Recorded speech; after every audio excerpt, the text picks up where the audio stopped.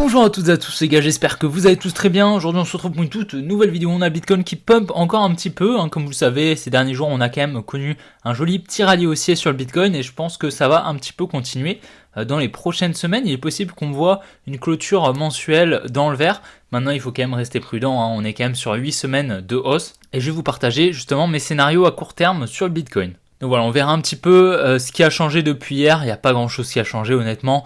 Depuis l'analyse de hier, hier je vous ai vraiment partagé plus mon analyse concentrée sur Bitcoin plutôt que sur les alts. Et là on va faire l'inverse, un petit peu plus sur les alts, on va aller voir un petit peu plus d'alts que on a fait hier. Dont le NIR, le Injective, le Solana, etc. Voilà, on va en voir quelques-uns et puis on va passer un petit temps quand même sur Bitcoin. Je vais également revenir sur le pourquoi et le comment, surtout la smart money a pu injecter autant d'ordre afin de réaliser ce mouvement alors que pourtant on n'a pas eu de retracement et justement ça va pouvoir justement nous permettre de comprendre un petit peu pour se préparer justement au bull run qu'on aura, le réel bull run lorsqu'on aura peut-être un retracement et lorsqu'on aura la phase exponentielle justement du bull run. Donc j'espère vraiment que cette vidéo vous plaira, si c'est le cas n'oubliez pas de la liker et de vous abonner, si ce n'est pas déjà fait de rejoindre le groupe Telegram si vous le souhaitez, le lien est dans la description. Et puis également n'oubliez pas de participer au concours sur Twitter, le lien est dans la description pour gagner 100$. Donc il y a quelques étapes à faire, c'est pas trop compliqué, et puis vous pouvez gagner 100$, il n'y a pas beaucoup de participants donc vous avez quand même pas mal de chance. Et donc les gars, on est parti. Et donc voilà, donc actuellement on est sur Bitcoin, comme on peut le voir, on fait encore une jolie hausse, mais voilà. On va aller sur la grosse structure justement qu'on a fait ici ces dernières semaines, et en fait, comme vous pouvez le voir, j'ai dessiné en fait tous les lots qu'on est venu liquider avec donc des droites rouges, et en fait, tous ces lots qu'on est venu liquider, si on zoome un petit peu, on va un petit peu mieux le voir, en fait, toutes ces droites, ce sont des lots, et en fait, comme vous pouvez le voir, c'est des lots en fait en lower time frame et en fait c'est là où la dumb money plaçait ses stop loss sur du court terme. Ça veut dire en fait ils plaçaient leur stop loss, par exemple ils rentraient ici et ils mettaient leur stop loss ici, d'accord, ils mettaient à chaque fois le stop loss assez proche sur le high précédent, ok, ils targetaient des plus hauts. Donc en fait, ce qu'a fait la smart money, tout simplement, c'est récupérer les stop loss. Pourquoi elle avait besoin de récupérer les stop loss? Pour effectuer la structure haussière qu'on avait comme ceci, d'accord. Comme on peut le voir, on effectue vraiment à chaque fois des highs de plus en plus haut et des lows de plus en plus haut à chaque fois et on vient justement récupérer le minimum de liquidité, d'accord. On n'essaie pas de faire un gros retracement pour effectuer une grosse continuation de la structure, non, là on cherche le minimum, vraiment les liquidités qui sont les plus proches, donc c'est tous ces lots ici et regardez, on vient même pas chercher les lots qu'on a ici, d'accord, donc on laisse tout ça clean et en fait on vient vraiment chercher le minimum justement pour effectuer ces mouvements. À chaque fois on vient effectuer ces mouvements, etc. Et donc ça nous a permis justement de réaliser ce gros mouvement, d'accord, avec l'accumulation de tous les ordres qu'on a fait ici. En fait, c'était pas une distribution, en fait, c'était une création de liquidité, on va dire une espèce de réaccumulation assez spéciale, une accumulation verticale, vous pouvez l'appeler un petit peu comme vous voulez, mais du coup on serait sur une réaccumulation. Et donc n'oubliez pas que la structure en lower time frame exécute la structure en higher time frame. Donc là, on a des structures qui sont en train de se dessiner, comme vous pouvez le voir, des structures haussières, mais du coup en higher time frame, si on va par exemple en 12 heures, on est en train d'effectuer ce gros mouvement haussier, d'accord, et donc on aura besoin d'une redescente justement pour effectuer la grande structure. C'est pour ça que j'attends un retracement, pas forcément maintenant, d'accord, c'est peut-être pas le bon timing, on n'est peut-être pas au bon endroit et je pense qu'on pourra monter encore un petit peu, Je vais pas trop m'avancer, mais je pense qu'on peut quand même encore monter, peut-être les 46, les 48, même peut-être les 50 000, on va voir, mais c'est vrai que je pense qu'on peut aller chercher encore un petit peu plus d'euphorie sur le marché et je vais vous donner justement mes zones à chercher sur le Bitcoin peut-être pour targeter des plus hauts et chercher une position justement en longue. Mais donc voilà, tout ça pour vous dire qu'en fait on accumule toujours des liquidités en fait sous ces lots et en fait tous ces lots qu'on protège à court terme, on va venir les liquider à moyen terme, d'accord, sur la higher time frame. Mais là dans la time frame X, on les protège à chaque fois, comme vous pouvez le voir, on ne vient pas les chercher et donc on protège les positions qui sont injectées dans ces lots tout simplement. Donc c'est assez intéressant justement de savoir ça parce que du coup ça nous permet de voir un petit peu, étant donné qu'on est un petit peu, je dirais, en pré-bull run, ça nous permet justement de voir comment, lorsqu'on aura le vrai bull run, comment en fait ça va se passer. Du coup ça nous permettra justement d'anticiper ce genre de mouvement et par exemple de rentrer sur une demand assez pertinente, comme celle-ci qui était assez pertinente si j'arrive à la tracer bien sûr. Voilà, si on connaît justement le principe de création de liquidité partielle, on va dire, et bien justement on pourra rentrer à partir d'ici et je pense que c'est un setup qu'on reverra pendant le bull run, ce genre de rising wedge, un truc comme ça. Je vais pas m'étaler sur le chartisme, mais du coup clairement ça peut être bénéfique justement, il faut profiter de ces périodes où j'imagine que la majorité de vous, hein, la majorité des gens qui regardent la vidéo sont déjà in sur les cryptos depuis un moment, ou du moins ont une grosse partie de leur capital qui est déjà investi, donc justement profiter de ce moment justement pour ne pas FOMO et prendre du recul justement et regarder la chart, voir comment justement le prix a créé ces mouvements, comment en fait on a réalisé ces mouvements haussiers, parce que d'accord, c'est pas en claquant du doigt, on peut pas injecter des ordres à l'infini, on est obligé de faire ces petits retracements ici. Ce genre de distribution avec la trendline en dessous, clairement ça nous montre un petit peu une structure haussière, donc ça arrive des fois que ça exécute mon biais et qu'en fait on effectue une distribution, mais c'est vrai que ça perd un petit peu des probabilités, et je le saurai, d'accord, on en apprend tous les jours dans le trading, clairement. Et même si j'ai quand même pas mal d'expérience, pas mal de backtesting, c'est vrai qu'il faut quand même des fois me rappeler que ce genre de setup peut être haussier justement. Et justement, j'apprends grâce à la compréhension que j'essaye d'apporter au mouvement et à la contrepartie. Et donc en fait, ce qui s'est passé du coup, étant donné qu'on avait tous les stop loss sous ces lots, on est venu donc les chercher, ce qui a permis à la smart money de injecter des ordres en achat, étant donné que, comme vous le savez, un stop loss d'un long, c'est un ordre en vente ici, et donc la smart money en face, elle peut tout simplement acheter, étant donné que les marchés financiers sont un zero-sum game. Donc lorsque on vient toucher le stop loss de la money, la smart money en profite pour rentrer en achat en fait, tout simplement. Mais voilà, tous ces lots là, on ira les liquider. Et puis on ira au minimum voilà, dans cette zone, hein, la zone des 33 000, 30 000 $ au minimum, et puis même peut-être un petit peu plus bas, là où on a un gros support à venir liquider, ça m'étonnerait pas du tout. En tout cas, on verra, pour le moment on n'y est pas je pense. Et on pourra pour le moment un petit peu pousser. À court terme, je pense qu'on aura quand même un petit retracement. Comme vous pouvez le voir, on exécute un petit peu le mouvement en fait qu'on fait précédemment, hein, qu'on a fait pendant plusieurs semaines. Un espèce de rising wedge. Enfin, je sais pas trop comment on appelle ça, il me semble que ça s'appelle comme ça. Mais du coup, voilà, on a une espèce de structure haussière qui est en train de se créer. Et on est en train de ricocher, en fait, de faire du ping-pong entre ces deux bornes. Donc pour le moment c'est assez bullish, il n'y a rien qui nous montre un retournement et je pense qu'on va pouvoir continuer encore un petit peu. Donc on va descendre un petit peu en time frame, se mettre en 30 minutes, et donc je vous ai tracé ici deux demands qui étaient pour moi assez pertinentes. Donc on a la première qui est ici, juste là, c'est une demand assez pertinente, et justement si on part du principe que ces deux lots sont protégés, étant donné que comme vous le voyez on vient chercher tous les lots ici, également le lot ici, tous les lots qui sont ici, donc on récupère pas mal de liquidités, et également tous les lots ici, donc on a pu injecter sous ces lots pas mal d'ordres, ce qui nous a permis justement d'injecter et de créer ces mouvements haussiers à chaque fois. Donc maintenant un retour dans cette dimension serait tout à fait pertinent, et si justement j'ai un setup intéressant, quelque chose peut-être comme ça avec une création de liquidité, tac, pour ensuite revenir et alors on vient liquider tout ça, ça me permettrait peut-être de prendre une position en long ici. Maintenant on va voir hein, ce qui peut se créer hein, sur le Bitcoin. Sinon si on entame peut-être un mini retracement, on pourra revenir dans cette dimension qui est assez pertinente. Et donc ce qui peut être pertinent justement c'est d'utiliser le profil de volume à gamme fixe pour déterminer la dimension la plus pertinente. Bon là je l'ai déjà tracé, je sais que c'est celle-ci qui est la plus pertinente, mais on va quand même revoir. Donc on va prendre le profil de volume à gamme fixe, donc dans les indicateurs, profil de volume à gamme fixe, tac, vous cliquez, tac, et puis vous mettez la première borne au début du mouvement et la deuxième à la fin, tout simplement.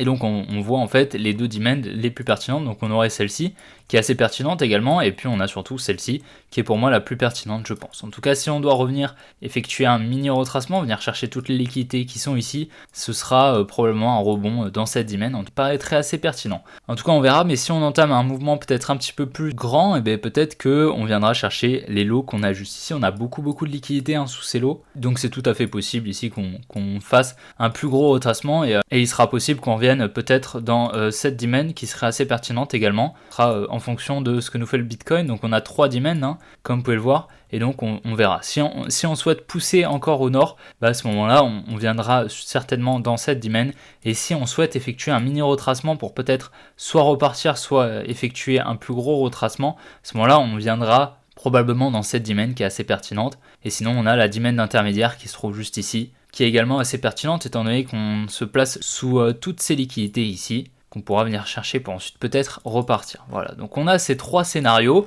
mais pour le moment je pense que on est assez bullish. Honnêtement il n'y a rien qui nous montre qu'on ne l'est pas, et il est possible qu'on continue ainsi. Donc soyez prudents bien évidemment, si vous n'êtes pas in sur les cryptos, sachez qu'on est quand même sur un niveau assez intéressant, peut-être pas pour acheter du Bitcoin, mais pour acheter par exemple des alts qui ont entamé un retracement, on va aller le voir juste après. Donc si vous n'êtes pas du tout sur les cryptos pour le moment, je vous invite à, enfin moi ce que je ferais à votre place, bien évidemment c'était pas un conseil en investissement, je ne suis pas conseiller financier, moi à votre place ce que je ferais c'est que je mettrais 30% à 35% de mon capital histoire d'être in en fait, d'être dans les cryptos et comme ça si ça monte bah, c'est cool, si ça retrace c'est cool.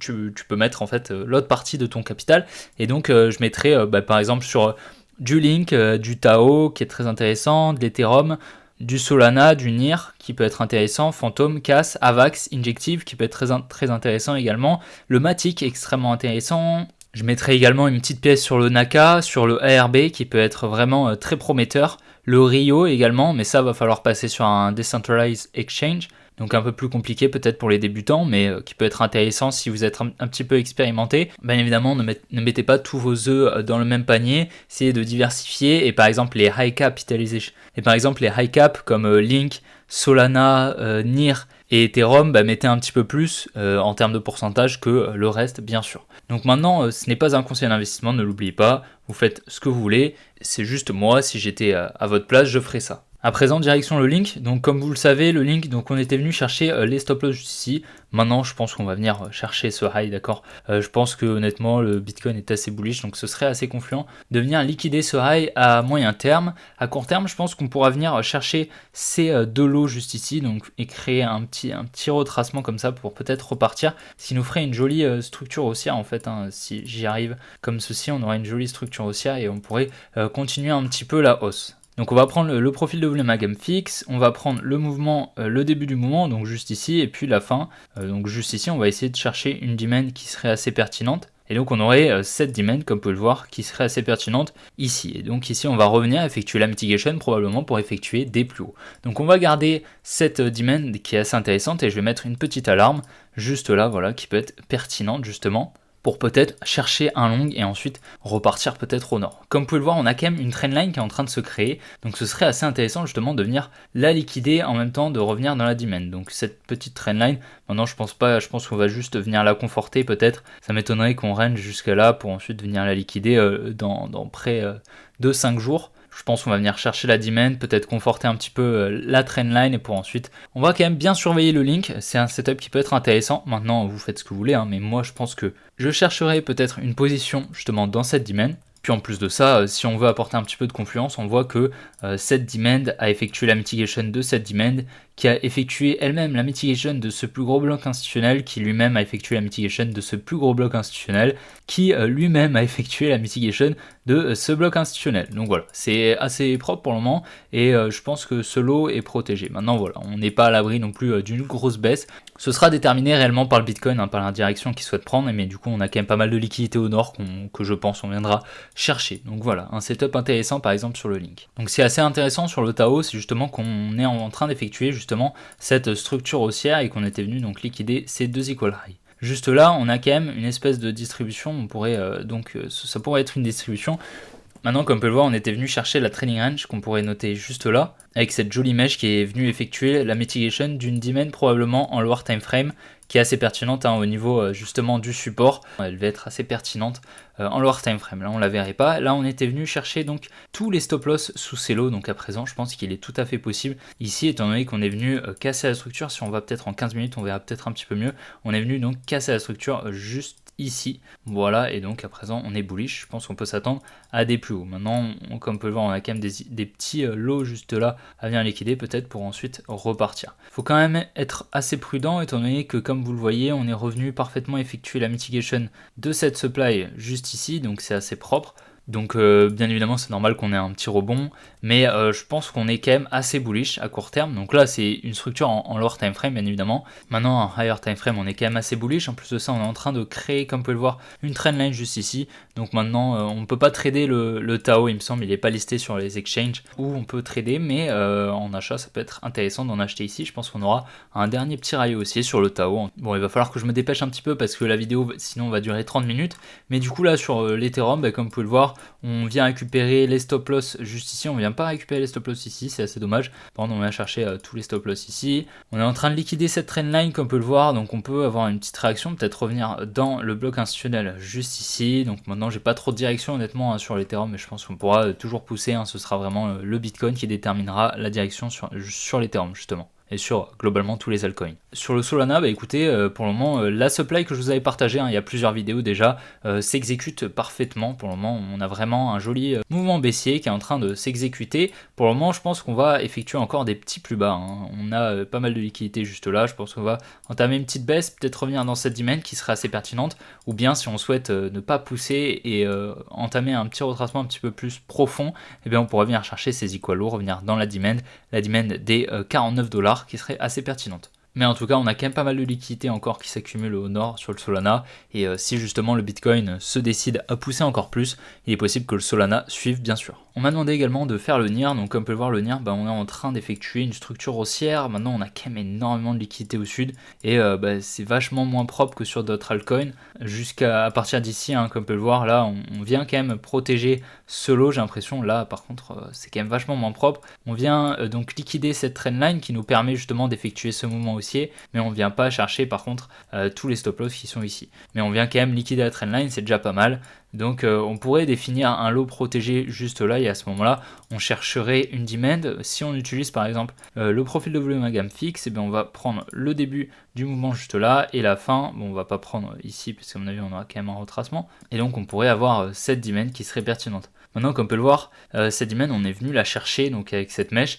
Donc soit cette mèche est protégée, soit on va revenir effectuer une mitigation un petit peu plus profonde, ou peut-être venir chercher cette demand. Peut-être, c'est assez pertinent. Franchement, c'est une demand assez propre, simplement parce que on avait ici une grosse résistance ici. Donc on a pas mal d'ordres en négatif de la smart money ici à venir effectuer la mitigation tout simplement. Sur le FTM, pas grand chose à dire, on avait parfaitement timé cette supply et à présent on est en train de faire un espèce de bear flag comme vous le voyez, avec pas mal de liquidité au sud et on vient en fait protéger ce high, j'ai l'impression, et on vient donc effectuer la mitigation de cette supply juste ici.